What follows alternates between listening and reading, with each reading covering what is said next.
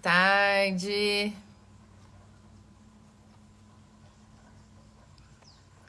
Deixa eu tentar fixar aqui o tema da nossa live. Consegui.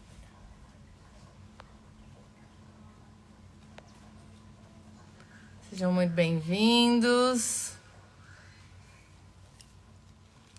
Daya, tudo bem com você? Tarde, Beatriz, tudo bem?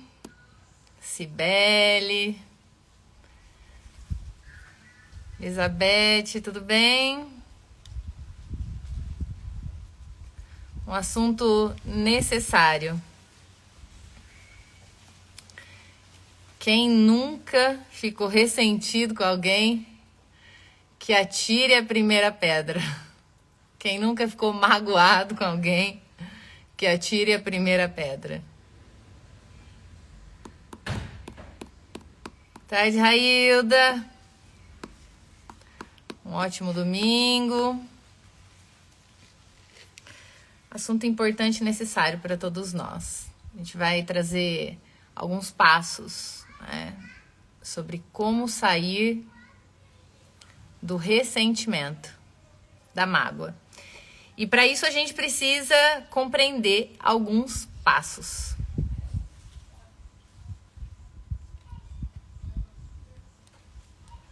Vamos lá. Primeiro, conforme vocês vão chegando aqui, a gente só se ressente porque a gente criou expectativa. E o primeiro passo para sair da mágoa, do ressentimento, é assumir a nossa parcela de responsabilidade, os nossos 50%. Então, o ressentimento, ele mostra que em algum ponto dentro de nós saímos da realidade, tiramos o nosso pé do chão. Ficamos muito na cabeça, idealizando algo, alguém. A gente saiu da realidade, tirou os nossos pés do chão, tiramos os nossos pés do chão. E ficamos aqui, no cabeção, imaginando que tal pessoa é de tal jeito, tal experiência deveria ser de tal jeito, deva ser de tal jeito. Quanto mais a gente mora na nossa mente,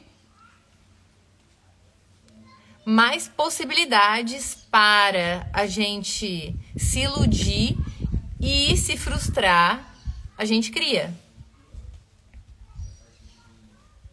Porque a frustração, ela vem do excesso de expectativa. E a realidade é o nosso professor. A realidade é o nosso mestre. Estar na realidade é aprender a estar cada vez mais e mais no vazio. E ao longo da vida a gente vai aprendendo a ser cada vez mais sóbrio, né? Em relação à vida, em relação ao outro. Esperar menos do outro. Mas para isso, muitas vezes, a gente precisa tomar muito no nariz, né? A gente aprender a ir mais modesto, mais sóbrio para as relações. Eu não falo só de relação afetiva, amorosa, não. De tudo, né? Quanto menos a gente espera, é sobre fazer a nossa parte com o nosso melhor, mas o melhor do outro talvez não seja aquilo que a gente espera. E é sobre reconhecer a realidade, os limites do outro, os limites da realidade.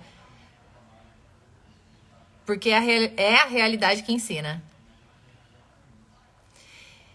E a criança que nos habita sapateia dentro de nós. Não quero, não gosto dessa realidade.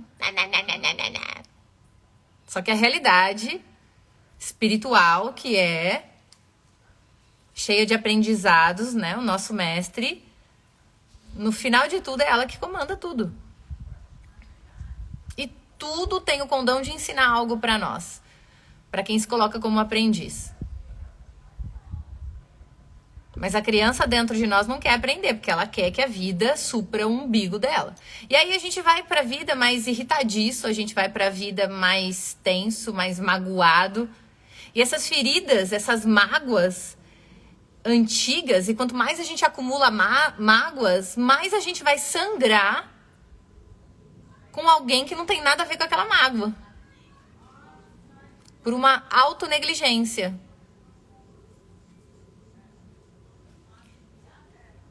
Então, o primeiro ponto, o primeiro passo para curar a ferida da mágoa, do ressentimento, é a autorresponsabilidade. O que essa mágoa está querendo me ensinar? Qual foi a expectativa, a ilusão que eu criei que agora a realidade pá na minha cara? E que me mostrou outra coisa, que é o que eu preciso e não o que eu quero. Porque a realidade dá o que a gente precisa e não o que a gente quer. Talvez em algum momento o que a gente quer e o que a gente precisa seja a mesma coisa. E aí a vida dá o que a gente quer, porque também é o que a gente precisa.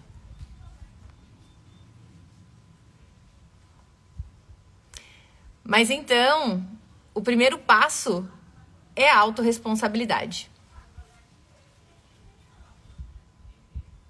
Sair daquele movimento de acusar o outro, porque o outro não foi, não fez, a vida e blá blá blá, as coisas.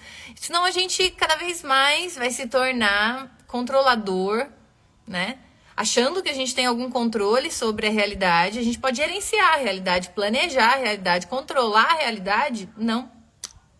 Às vezes é difícil controlar o cabelo da gente, vai controlar a realidade. Então, a gente passa a ir mais sóbrio para as relações. Esperar menos, esperando menos. E eu entendo que é difícil esperar menos, né? Porque a gente tem aqui os nossos pensadores na nossa cabeça, no nosso cabeção. Que tem os planos, que tem os desejos. Mas a gente precisa estar atento aos pensamentos dentro da nossa própria cabeça. Para que a gente possa observá-los e perceber que, ok, por hora são só pensamentos. Por hora são só pensamentos. Não são a realidade. Para que a gente se mantenha com os pés na realidade, a gente precisa observar os pensamentos que fazem com que a gente fuja da realidade. Quanto mais expectativa a gente tiver, maior a capacidade da gente se frustrar. Então você não se frustra por conta do outro, você se frustra por conta das suas expectativas em relação à realidade. A realidade não vai acompanhar tudo que a gente quer. Porque a gente veio aqui para evoluir, né? E evoluir significa que a vida vai fazer com a gente movimentos de expansão. Tem hora que a gente vai se sentir alegre, maravilhoso. E contração. Tem hora que as coisas não vão estar bem. E faz parte. Aceitar o que isso está querendo me mostrar. O que eu posso aprender com isso. Para que eu possa voltar a me expandir novamente. Agora, se eu não aceito os movimentos de contração que a vida me traz, que as experiências me trazem, eu fico na contração por muito mais tempo. Então, toda vez que eu não aceito algo, que eu não aceito crescer com algo, aquilo que me oprime permanece dentro de mim. Me suja. Me inunda. Então, eu deixo de crescer com isso. E aí, a tendência é que a vida espelhe aquilo que eu deixei como pendência, vai ser espelhado daqui a pouco. Então, isso volta a acontecer. Aí eu atraio mais experiências para eu me ressentir, para eu ficar irritada, para eu ficar tensa. Enfim, eu vou atrair mais disso para mim. Até a hora que eu olhar e perceber que, na verdade, eu tenho trilhado um caminho interno que tá me levando à miséria. E que eu sou responsável por isso. Então, a autorresponsabilidade, ela é extremamente importante. Difícil, porque muitas vezes faz a gente ter que encarar a nossa sombra. Faz a gente ter que encarar os nossos podres, os nossos fantasmas. Mas é a única forma, o único caminho da gente realmente crescer. E o despertar não é sobre a gente ser pirilim-pim-pim, não é sobre a gente só olhar para nossa luz, é principalmente a gente olhar para nossa sombra, reconhecer a nossa sombra, para poder se despedir dela e ir ao encontro de quem nós somos. Reconhecer a nossa plenitude, reconhecendo a nossa sombra também. Mas enquanto a gente se mantém como vítima da experiência, vítima das coisas que acontecem com a gente, vítimas do outro, a gente não pode crescer. Por quê? A resposta tá no outro, a solução tá no outro e o outro não quer fazer nada. Então, o que eu posso fazer? Sentar e chorar. Quando, na verdade, a solução tá dentro. Eu que tô escolhendo enxergar desse jeito. Eu que tô escolhendo dar o meu poder para o outro, do outro dessa situação me fazer mal, me fazer sentir mal, quando eu posso simplesmente sentir aquilo e deixar ir, porque também não é sobre não sentir e ser luz o tempo todo, que é uma mentira, todo mundo tem sombra, mas é sobre, sim, eu aceito sentir e deixo ir, sem ficar apegado naquele sentimento por muito tempo, eu estar consciente daquilo que eu sinto. Poxa, então se eu tô sentindo, isso é responsabilidade minha, para eu poder sentir e deixar ir, sem ficar apegado àquilo que vai me levar para o meu pior, que vai baixar a minha energia. Então faz parte do adultecer a gente tomar conta dos nossos sentimentos. E mais uma vez, não é sobre não sentir, mas é sobre cuidar daquilo que se sente, atravessar esse caminho desconfortável do sentir, porque muitas vezes é desconfortável, e acolher, fazer o seu melhor por você, ser gentil com você, se responsabilizar por aquilo que você sente, pelos seus erros, né? Se colocar aberto para crescer com os seus erros. É sobre isso. É sobre a gente dar conta daquilo que mora dentro de nós. Porque a vida, na verdade, ela é reflexo desses conteúdos internos. E tem muita coisa dentro de nós que a gente desconhece. E a única forma da gente se conhecer é a gente observar a realidade que a gente está vivendo. A realidade externa e a realidade interna. Os pensamentos que a gente alimenta, os sentimentos que a gente alimenta. Porque os pensamentos, eles não são a gente, mas eles estão dentro de nós. A gente sofre interferência interna e externa em relação aos nossos pensamentos. Então tem pensamentos que a gente tem que são vozes das experiências passadas, dos dias, dos meses, dos anos, enfim, de traumas. E também vozes dos nossos pais, dos nossos avós, bisavós, os excluídos da nossa família, enfim, essas vozes estão todas dentro de nós. São as interferências internas, aquilo que vem de mim e do meu sistema, das minhas experiências, das experiências do meu sistema. Mas também tem as vozes de interferência externa, e tem pessoas que têm mais sensibilidade, mais abertura para os campos de energia. Ainda aquelas que não têm, ou que acham que não têm, elas têm também. Mas às vezes um pouco menos. E aí às vezes elas chegam num lugar mais carregado, onde as pessoas pensam mais negativo, onde houve brigas ali. E aí elas vão captar aquela energia, ao passo que elas estão perto de alguém, vão captar os pensamentos daquela pessoa, né? Ou daquele ambiente. E aí esses pensamentos são externos. E aí a gente precisa o quê? Identificar o que é nosso e o que não é. Com amor. Ok? Isso eu deixo passar. Ok? Esse pensamento, estou observando, eu deixo passar. Mas a maioria das pessoas se identifica com os próprios pensamentos. E quando a gente está muito inconsciente, a gente faz isso. A gente se identifica, a gente acha que a gente é aquele sentimento de raiva. A gente acha que a gente é aquele sentimento de vazio, de carência, de dor, disso, daquilo. Mas não é, são esses pensamentos que moram dentro de nós, que a gente escolhe alimentá-los ou não, dar importância para eles ou não. Meu marido jogou uma almofada. Quase foi na minha cara, hein, amor?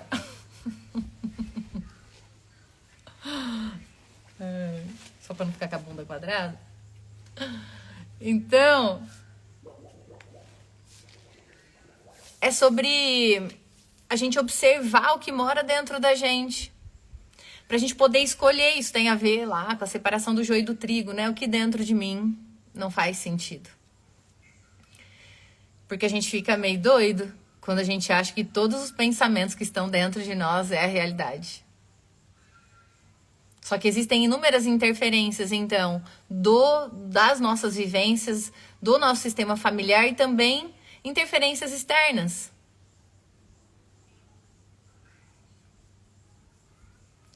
A desidentificação, ela ocorre quando eu percebo que eu não sou os meus pensamentos, eu simplesmente deixo ir. Vem aquele pensamento horroroso e eu falo, é só um pensamento.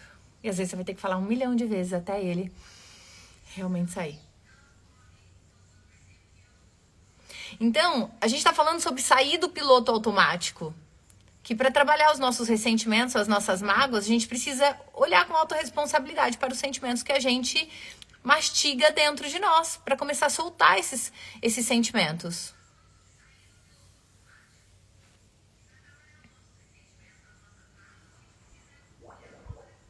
É sobre autorresponsabilidade, é sobre sair da autonegligência, de achar que é sempre o outro. Poxa, não. Se eu tô sentindo, eu tenho responsabilidade nisso e tenho poder de me curar.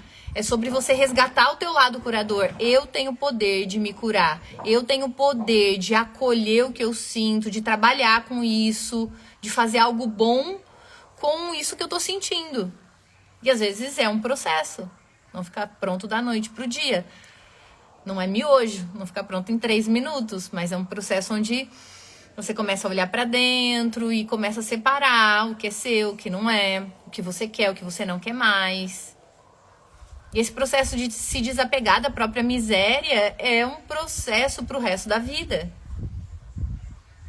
Porque a diferença entre uma pessoa positiva e uma pessoa negativa não é, a pessoa positiva ela só pensa, na luz o tempo todo, ela tá sempre bem o tempo todo. Não, isso é história pra boi dormir. A diferença entre uma pessoa positiva e uma negativa é a pessoa positiva, que é mais leve, vamos dizer assim, ela não dá tanta importância aos pensamentos negativos dentro dela. Ela escolhe, ela é mais autoconsciente. Porque ela cuida da prosperidade dela. E a prosperidade começa dentro. Aqui, o resto é tudo reflexo. Então ela cuida. Pra poder se desapegar daquilo que não faz sentido ela ficar mastigando dentro dela. Porque a negatividade vai sujar as células, vai sujar o corpo, vai sujar a energia, vai sujar o campo. E aí, se eu tô cheia de negatividade, de peso, eu vou pesar em cima das pessoas também.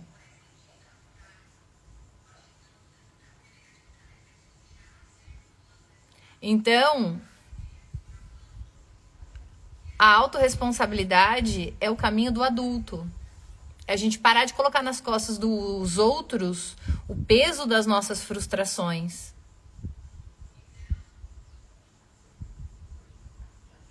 Você me magoou, você me nananã. Que tal você trocar isso por eu me senti de tal jeito? Eu fiquei triste com a sua postura. Aí eu trago pra mim a responsabilidade. Porque senão a gente perde o nosso poder. E quando você coloca o poder do seu bem-estar nas costas do outro, você fica facilmente vulnerável às manipulações do outro. Fica muito fácil o outro te manipular. Porque você não se conhece, você não dá conta de si, depende do outro para ficar bem. O adulto, ele olha para si, ele suporta o desconforto. Atravessar o desconforto. Atravessar os vazios, atravessar a dor, atravessar. Essa é uma jornada. Quando a gente fala do adulto, é sobre o adulto espiritual. Porque o contrário disso é o adulto criança.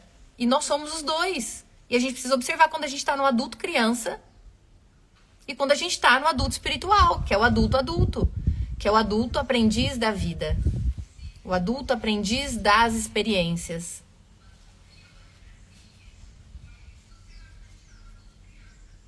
Ainda falando sobre o vitimismo, As vítimas são as maiores manipuladoras. Porque quando você não concorda com elas, elas se irritam com você, falam mal de você, porque elas não aceitam um ponto de vista diferente. Elas são as donas da razão. Elas estão tão feridas que elas não suportam o diferente. Ou você é como elas, ou você acredita no que ela acredita, ou você faz como ela faz, ou você não serve para elas. As crianças, as vítimas. Então, quando a gente tá no vitimismo, a gente tá na caixinha da criança.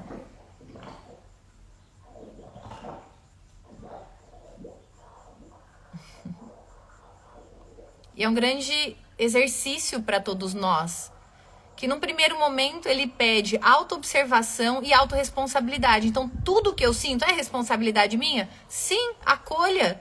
Olhe para aquilo que você sente, para que você não sangre ou não pese para ninguém.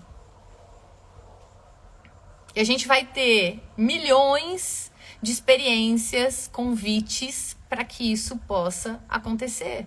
E tudo bem, às vezes a gente não vai conseguir, mas a gente continua, né?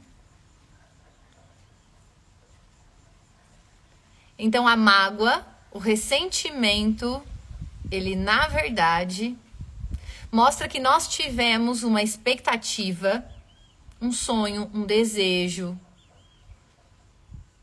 E a realidade não trouxe isso pra nós. E aí a gente se frustrou. E aí, como uma criança mimada e birrenta, o que a gente faz? Bico. Não gosto disso.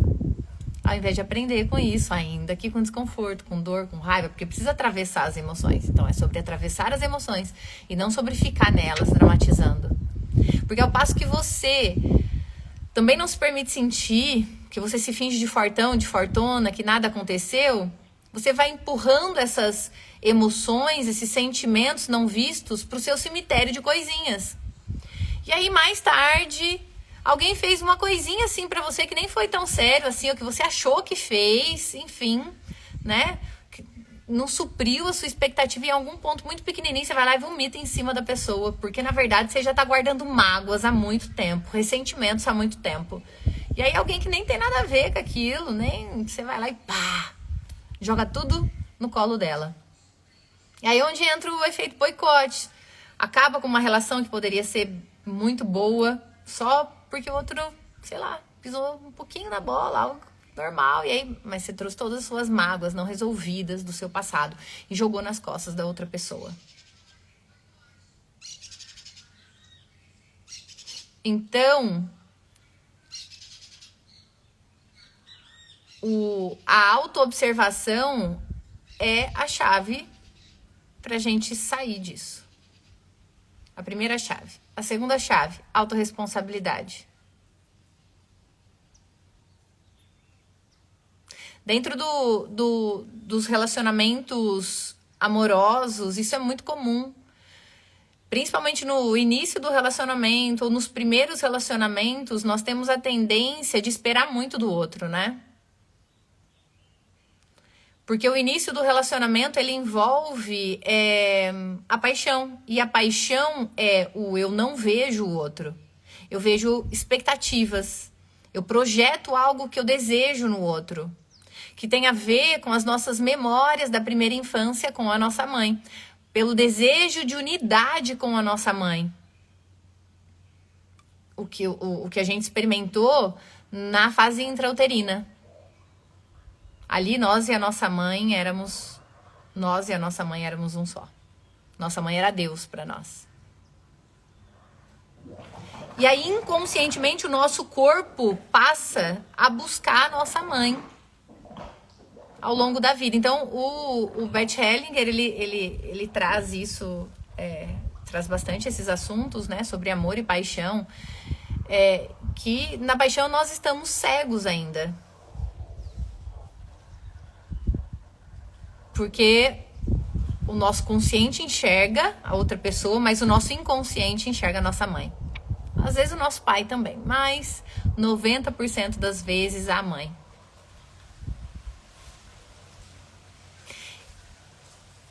Inclusive, quando um casal briga muito, é porque inconscientemente, na maioria das vezes, tá? Eles estão buscando a mãe deles.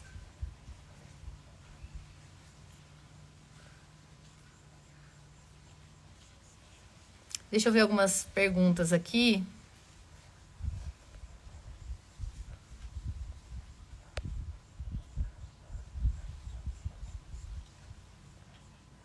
Bom, fiquem à vontade para fazer perguntas, tá?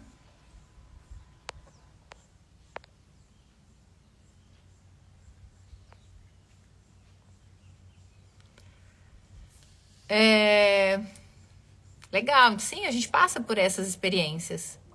Então, eu tava falando da paixão e do amor. Dentro de um relacionamento, as frustrações são necessárias para que a gente adulteça. Por isso, o relacionamento, ele é também um convite para a despedida. Em outras palavras, o relacionamento é um convite para a morte. Porque sempre tem algo que a gente precisa se desprender, deixar aí. Expectativas. Porque a gente chega pro relacionamento, ou nos primeiros relacionamentos lá, jovenzitos, né? Ou então no início do relacionamento chega cheio de expectativas e traz pro relacionamento. Daí a gente vai vendo que, poxa, o outro tem os limites dele, a humanidade deles, eu também tenho os meus limites, a minha humanidade. E aí, ao longo do caminho, a gente precisa ir, opa, isso daqui é a expectativa da minha criança. Aquilo lá dos meus pais. Isso aqui também, olha. E a gente precisa ir deixando ir. Então, um relacionamento saudável é um relacionamento mais sóbrio. Onde eu cuido de mim, o outro cuida dele, nós cuidamos da relação. Que significa dizer, eu posso cuidar de mim. E eu confio e sei que o outro também pode cuidar dele. Não é nenhuma criança. Não preciso ser salva por ninguém. Também não preciso salvar o meu parceiro. Ou a minha parceira. Não preciso. E nós cuidamos da manutenção da nossa relação. E a gente cuida bem da nossa relação quando a gente está bem com nós mesmos. Quando a gente sabe cuidar de nós mesmos. Mas quando a gente não sabe cuidar de nós mesmos, a relação fica em perigo. Porque aí a gente vai como uma criança. Olha, eu não sei cuidar de mim. Você pode cuidar de mim? Você pode me fazer ficar bem? Eu só fico bem com você só quando você tá junto comigo. Quando você não tá junto comigo, eu fico mal. Aí a gente entra na nossa criança. E aí é o momento da gente reconhecer isso e falar, opa, aqui é minha criança. E aí, criança, o que tá faltando com você? E aí, sobre suportar o desconforto e se dar o teu melhor, o teu carinho. Para que a gente possa compartilhar quem a gente é com o outro.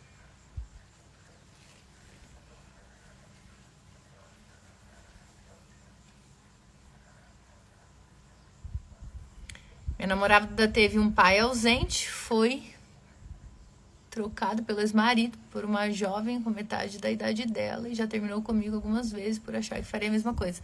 Exatamente. Elivelto, exatamente. Então, obrigada por compartilhar a tua história.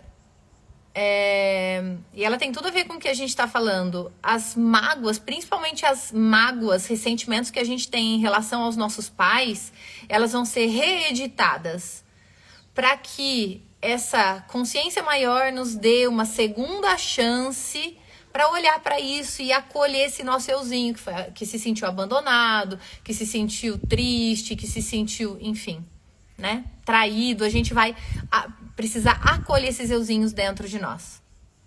E é uma jornada que se faz sozinho. Ou seja, ninguém pode fazer por nós. Ninguém pode me salvar das minhas dores, das dores da minha criança. Pode facilitar a minha cura. Estamos aqui de mão dada, obrigada, né? Por estar aqui junto comigo enquanto eu passo por esses perrengues, por esses processos, pela minha cura. Mas não pode fazer por mim.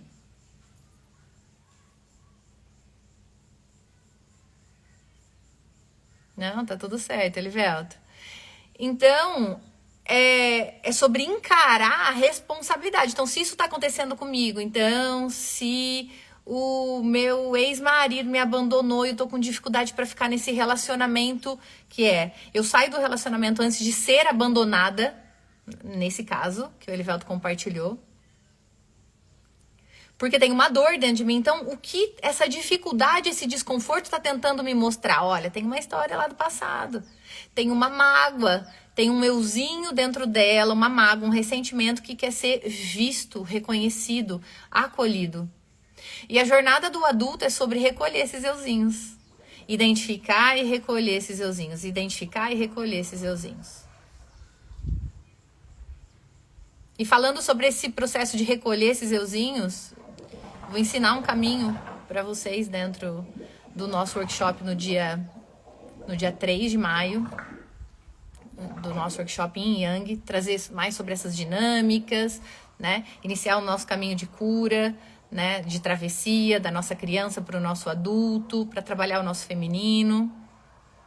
Então, quem quiser saber mais a respeito, só digitar aqui eu quero, que vai receber uma mensagem minha no seu inbox. E a gente se vê lá para trabalhar as nossas questões. O nosso feminino, esse processo de sair da criança, da menina ferida e ir para o resgate, né, da nossa mulher. Mas é um processo de recolhimento da sombra, de saber que nós temos a responsabilidade com nós mesmos. E, em primeiro lugar, com nós mesmos, para compartilhar o melhor de nós com o outro. Não a perfeição, mas o melhor de nós, né?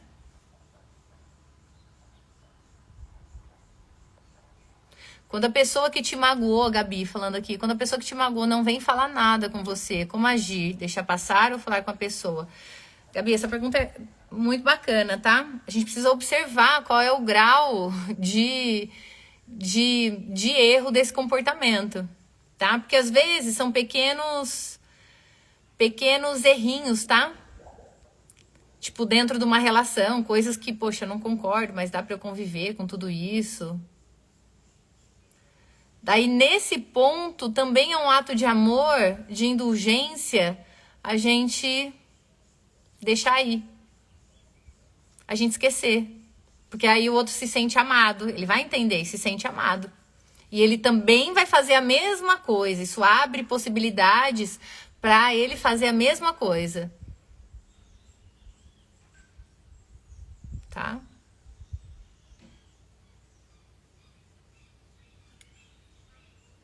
Agora, se for um erro que realmente...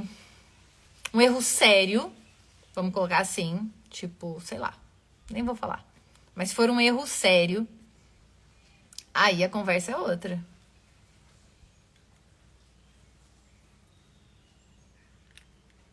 O relacionamento precisa de equilíbrio de troca.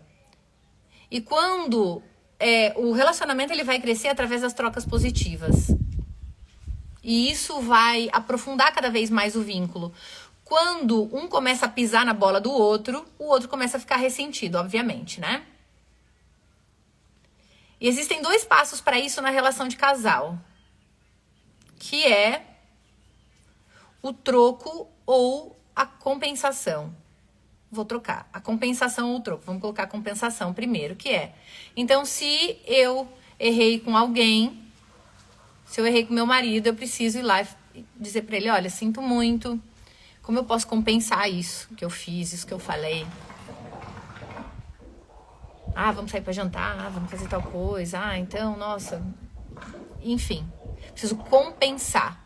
E muitas vezes essa compensação, ela acontece quando a gente se dá conta que a gente fez merda.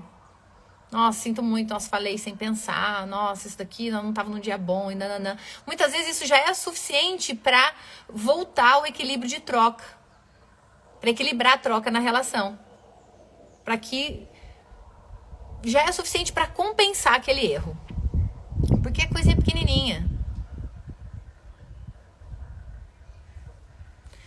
Mas quando não, quando essa pessoa, outra pessoa pisou na bola... Às vezes ela nem sabe que pisou na bola também, você precisa comunicar, né? Porque as pessoas vão pro relacionamento com...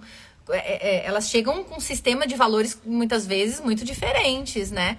E às vezes o que é pisar na bola pra um não é pra outro. Eu preciso falar, olha, isso daqui pra mim, e aí o outro falar, dá ao outro a oportunidade de ele falar, poxa, nossa, sinto muito, né? Então o que eu posso fazer pra compensar? Porque às vezes o outro nem sabe que ele pisou na bola. A maioria das pessoas são muito inconscientes e nem percebem. E uma outra forma, A primeira forma é a compensação, a segunda forma é o troco. Então, pisou na bola comigo, eu preciso mostrar para o outro que eu não curti aquilo que ele fez, porque ele ainda não compensou, ele não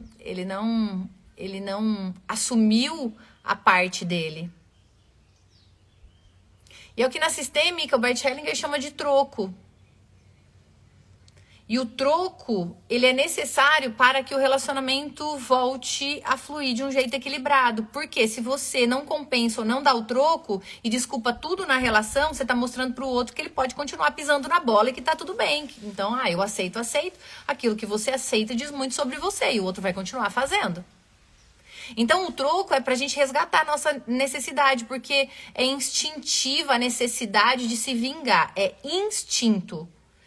E para não entrar na vingança, o troco, ele funciona da seguinte forma.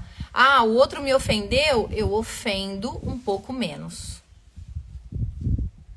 É sobre ofender menos. Porque se eu ofendo igual ou mais, agora vai ter só troca pro menos. E aí vai destruir o relacionamento. É uma forma do outro encarar aquilo que ele fez. Porque não adianta dar lição de moral, muitas vezes. Falar. E quando isso não adiantar, aí entra o troco. Quando não for suficiente, você fala, poxa, isso me magoou e a pessoa continua lá, então o troco. O troco resgata a nossa dignidade. Mas a medida do troco, ela é única de casal para casal. Porque se você errar, é igual sal. Se você errar no troco, você pode destruir o teu relacionamento. Então, eu tenho uma história de uma professora que pra mim é muito... torna tudo isso mais simples. Ela falou assim, o marido dela chegou lá e chegou num dia, ele não estava muito bem, ele foi grosseiro com ela e ele sempre gostava de chegar em casa e ela fazia lá, deixava a mesa posta pra ele, toda bonitinha, comida pronta, e era o jeito dela demonstrar, né, a troca, o amor, o carinho por ele. E aí, nesse dia, ele foi grosseiro com ela e o que ela fez? Não fez a mesa, não fez a comida. É uma forma dela mostrar que, opa, tipo, olha o que você fez, não sou qualquer uma. Me enxergue a minha dor. E aí o outro então pode olhar e falar, fiz merda. E se eu amo essa pessoa e quero ficar com ela, eu preciso respeitar o limite dela. E aí isso ensina o casal. Mas o troco funciona, mas melhor do que o troco é a compensação. Duas pessoas com mais consciência, elas compensam quando elas erram. Né? Sinto muito, como eu posso compensar isso, né? É sobre compensação.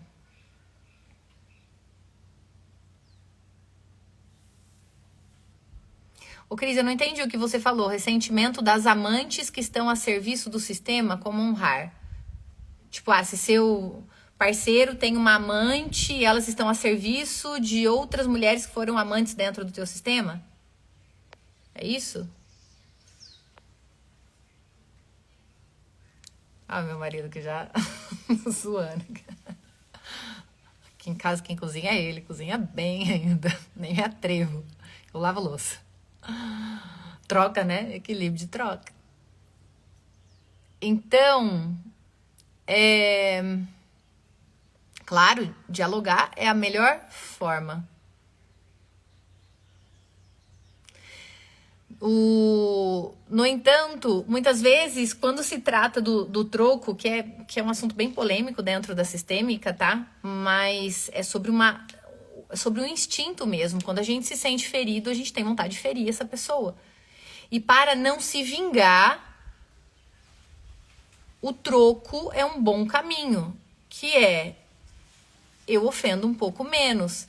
E aí, o que o Bert observou dentro dos campos fenomenológico, através dos efeitos na relação de casal, é o seguinte, que quando você fala, eu não vou sujar as minhas mãos e não vou dar o troco, porque isso é o que muitas pessoas falam, né? O relacionamento também terminou aí.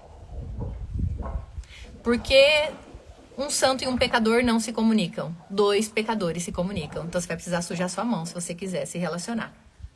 que significa, sou tão pecador quanto você. Porque dentro do relacionamento, quando um pisa na bola e o outro fala eu desculpo, ou eu te perdoo, você tá parentalizando a relação. Porque quem perdoa tudo é pai e mãe. Nós não. Nós.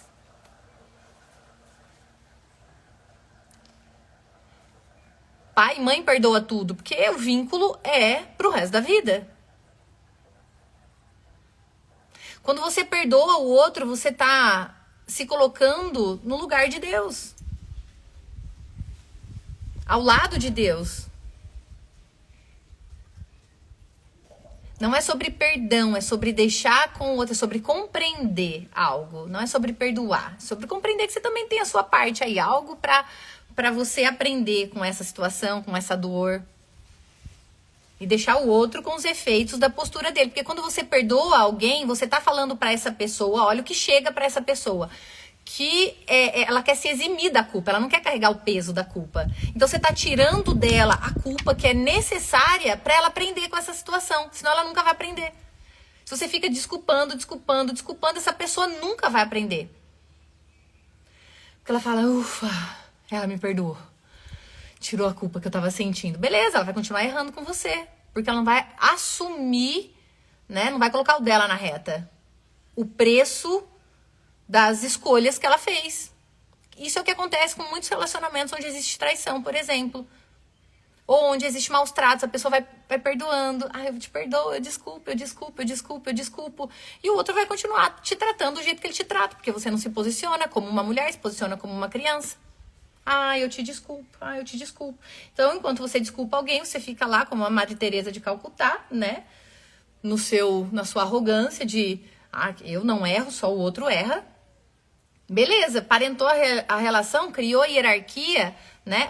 Desigualdade. Relacionamento é sobre ser igual. Na luz e na sombra.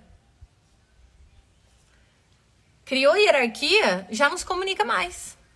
Você virou mãe, pai do seu parceiro. Ele se tornou uma criança, porque ele só erra e você só desculpa. Ele só erra e você só desculpa.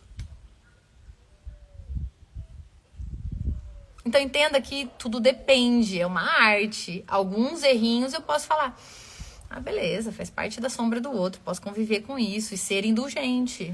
Beleza, aqui tudo bem. É amor também a gente deixar passar algo que às vezes o outro falou, porque não tá num dia bom, ou porque, sei lá, tá num processo difícil, enfim. Mas outros não, senão a gente perde a nossa dignidade. E a gente se torna mãe ou pai do outro, ou criança dentro da relação. Na verdade, o perdão é sobre você ser benevolente e perceber que não teve nada nunca a perdoar no outro, mas algo para você compreender dentro da relação.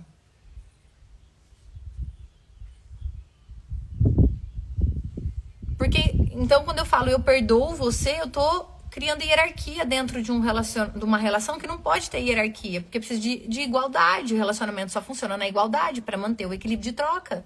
Quando você fica perdoando o outro, você autoriza o outro a continuar fazendo o que ele tá fazendo. É isso.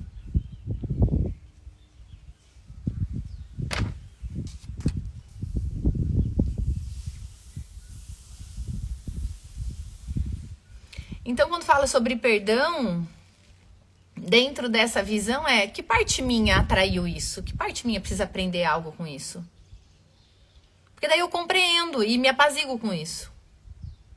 Tá?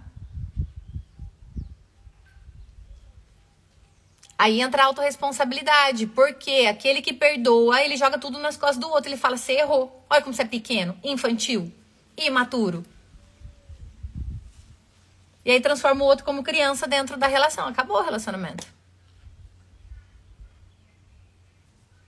Então o outro precisa ser visto na dignidade dele. Então 2 pecadores fazem verão num relacionamento, um santo e um pecador, não. 2 pessoas que erram, 2 pessoas que são humanas, que são falhas, podem se relacionar. Um muito perfeito e um que faz cagada não se relacionam.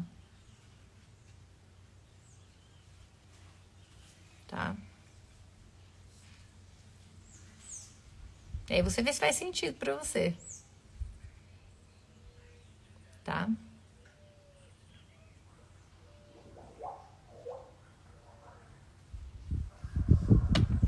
Isso, Fer, é sobre reconhecer que o outro errou e eu também erro. Então somos iguais. Você errou, eu errei, somos iguais. Você erra, eu erro, somos iguais. Na indulgência o relacionamento funciona. E aí a gente sai daquele movimento da criança ferida, de ficar, né, no ressentimento, porque tem um aprendizado ali pra gente. Um aprendizado muito importante. A travessia, do sair da criança para ir pro adulto. Então é sobre a gente reconhecer que aquilo que a gente vivencia dentro da relação de casal, os sentimentos que vão ser despertados na relação de casal, tem muito a ver com os sentimentos que ficaram adormecidos e não resolvidos lá da nossa criança.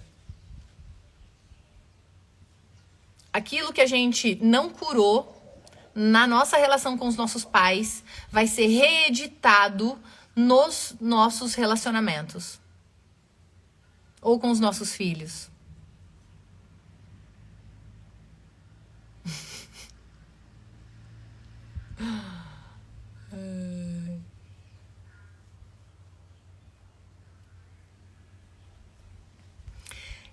E a Fátima perguntou: e quando o esposo vai morar com outra pessoa e depois pede para voltar? Precisa observar. Te amo, amor. Precisa observar muitas coisas. Se não tá relacionado à culpa, tá? Só voltar por conta da culpa que sente. Precisa observar se você vai conseguir conviver com essa pessoa, como estão as suas dores dentro de você. Porque quando a gente vai pro relacionamento, a gente leva é um investimento o relacionamento. Então imagina o relacionamento como uma empresa. Então você chega lá com uma quantidade com um aporte, não financeiro, um aporte lá. Chega com 10, o outro chega com 10.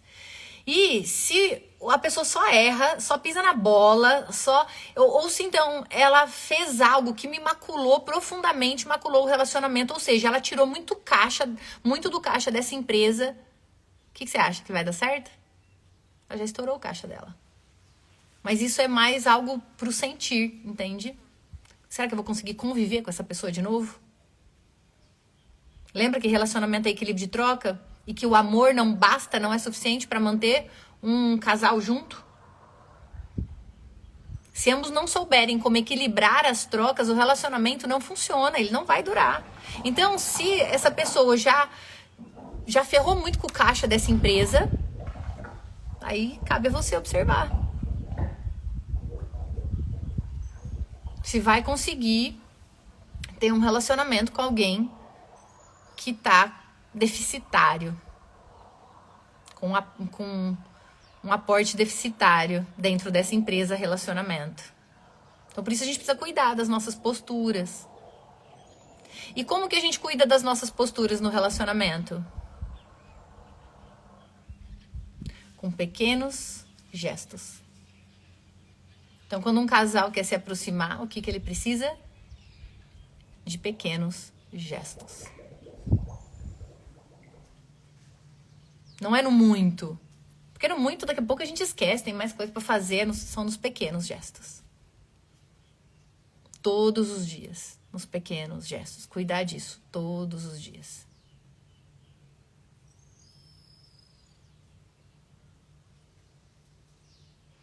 Sim, Elivelto, a gente tá vivendo uma geração de relacionamentos líquidos, né? Ah, não gostei, né? Não é perfeito, vou abrir mão. Sim. É a juventude. E são as dores dentro dessas pessoas. E isso está relacionado com o julgamento. que nós fazemos em relação à nossa própria origem, aos nossos pais. Então, exigir perfeição dos pais faz com que a gente vá com essa postura para os relacionamentos, exigindo perfeição do nosso parceiro, da nossa parceira. E, obviamente, você não vai encontrar, porque não existe ninguém, nem você, né? A gente não é nenhum alecrim dourado também. Por isso, uma arrogância de querer que o outro seja perfeito, seja como a gente imagina. Não, não é. Exatamente. A gente vai trabalhar bastante essas posturas.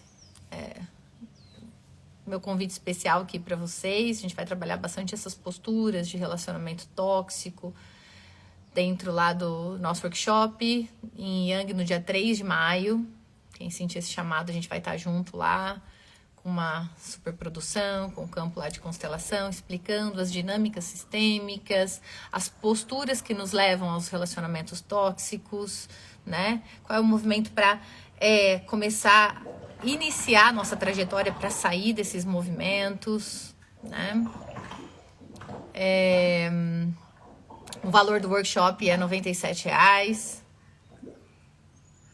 E quem sentir esse chamado, é só colocar aqui eu quero, ou ir lá no link na bio. Também você consegue fazer a sua inscrição por lá. A gente vai trabalhar, realmente colocar a mão na massa. É uma trajetória, é uma travessia? É uma travessia. Que exige bastante de nós. E muitas vezes a gente não sai dos relacionamentos tóxicos. O que é relacionamento tóxico? Relacionamento que não tem parceria, reciprocidade. E muitas vezes a gente não sai desses relacionamentos porque a gente está tão leal às dores do nosso sistema familiar, das mulheres que também tiveram, né? Assumindo lá, tendo dó da nossa mãe, assumindo as dores dos nossos pais, antepassados, dos excluídos, que a gente não consegue sair dessas relações enquanto a gente não trabalha essas dores, esses traumas, enquanto a gente não se despede desse passado inconsciente dentro de nós. E esse passado, ele mora no nosso corpo, a gente não está consciente dele. Mas aquilo que a gente atrai, as conexões que a gente faz aqui, diz muito sobre o que mora dentro de nós. Então, se você sentiu o chamado para essa noite especial, só digitar aqui, na verdade, comentar aqui, eu quero. E a gente se vê lá.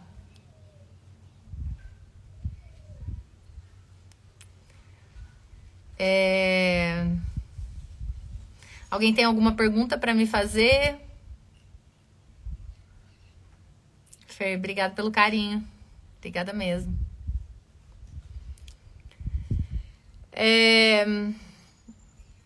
A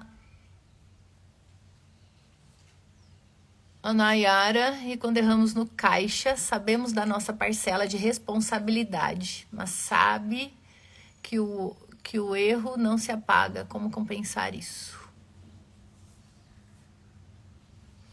Não se apaga um erro, né? Assume a responsabilidade do erro. A partir desse movimento onde eu aceito que eu errei e assumo a responsabilidade, eu cresço com isso, tá? E é assim que a gente adultece, assumindo a responsabilidade das nossas cacas. Beleza? Então fica aí o meu chamado para vocês, pra gente estar junto de uma forma bem estruturada, com uma superprodução no dia 3 de maio, no nosso workshop em Yang. Alguém aqui fez o workshop... eu faço vários workshops aqui presenciais, né? Tem a roda de cura, e eu tenho um projeto com mulheres. O ano passado eu fiz basicamente o ano inteiro, que são as lobas, né? Trabalho bastante com mulheres no presencial, e eu resolvi iniciar essa jornada no online também, onde eu posso contribuir com mais gente, né? Pessoas que não podem estar aqui no presencial. Então, agora a gente vai estar junto no online. Camila. Oi, Cá, tudo bem? A Camila perguntou se eu não puder participar do workshop, mas adquirir o curso, se tiver alguma dúvida, posso tirar depois. Cá, você vai poder tirar dúvida no workshop, tá? Mas eu tenho uma surpresa pra você, mas vou responder depois, tá? Você vai, quem comprar o workshop vai ficar gravado por um ano, você vai poder assistir quantas vezes você quiser durante um ano, tá? R$ 97. Então, as dúvidas, elas vão ser tiradas na medida do possível, todas, tá? Na medida do possível, dentro do workshop, no ao vivo, tá? Senão eu não dou conta. Aí fica um pouquinho mais complicado. Então, que legal, Nayara. Você fez o workshop Amor e Ordem? Que legal. Que legal. Fez online comigo? A consulta individual, né? Bacana. Bom, tamo junto. É isso. Fica aí meu chamado pra gente se encontrar nessa noite. Enquanto isso, a gente vai trocando informações, né? Se conectando de várias formas, seja por aqui, seja nos stories, né? Uma ótima semana para vocês e a gente se vê. Beijo grande, gente. Vou lá ficar com meu marido um pouco.